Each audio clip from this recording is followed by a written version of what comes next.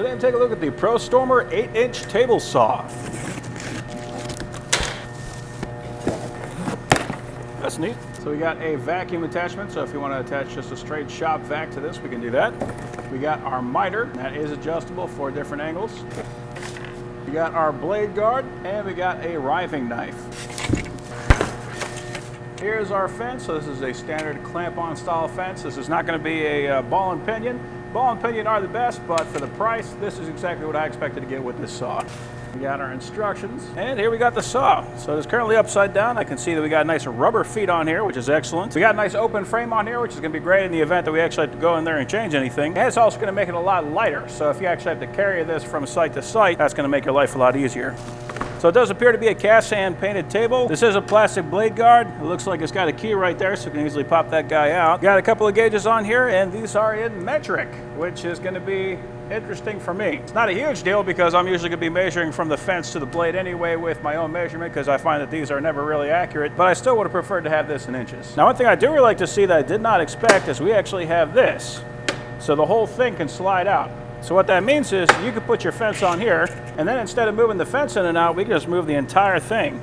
So let's pull our blade up, and we can get 23 inches right here, and I could move that fence back even further than that, which means that we could get a full 24 inches cut on here. So if we wanted to grab a full panel, 48-inch wide panel, we could cut that thing in half with this table saw, where you could not do that with even more expensive table saws. So very nice that they made it so you could actually do a very wide rip cut. Now if you want to bring this in closer to the blade, the thing is, when this clamps down, that is to prevent this from being able to move. So you're going to have to unclamp this to be able to move it.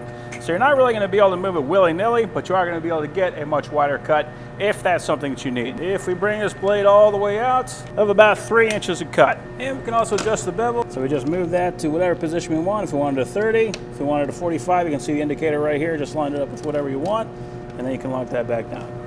If we pick this guy up, you can see we got a couple of wrenches right here.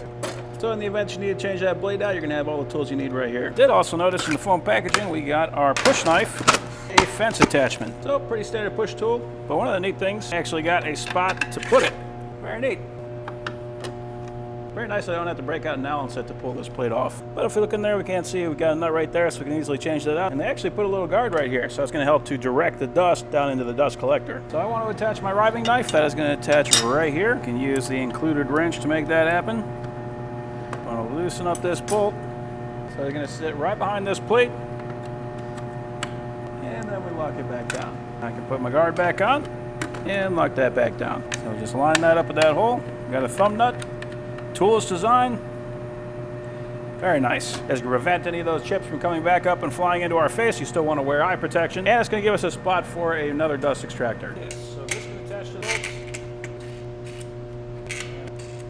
And then on the back we got our dust extraction port. So we can take this, we can stick it over top of that, or we can also see we got a hole right here. So you can take this bolt out, put this on, and have it attached permanently. If I take a square and I line it up with the bottom edge of the table and push this up against that, you can see I got a little bit of play in there. It's not a ton, but it is. It exists. Not a huge deal. All it means is that if you want to make sure your cuts are going to be perfectly straight, you just want to keep a square with you. Let's go ahead and check our 90. So I got on the stop. I'm going to lock that down.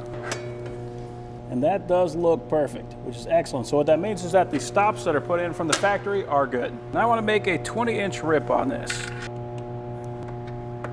I do like how solid that thing feels.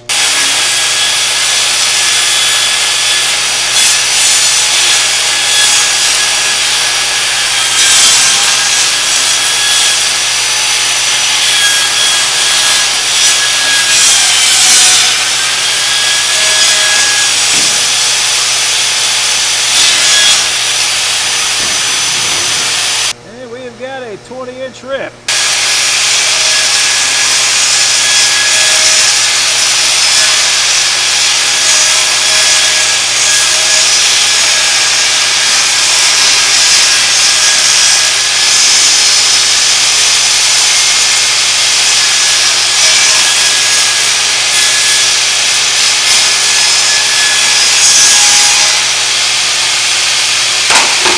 So yeah, you, that thing can make some nice clean cuts. If you want some nice straight cuts, there is nothing better than a table saw, and this can do the job. I think the thing I like about it the most right now is just the fact that it is small enough that I can just take the whole thing and throw it right on a shelf. I don't have to find a corner in the garage or just some space somewhere. This is a fully capable unit that I can still easily store, so that is awesome.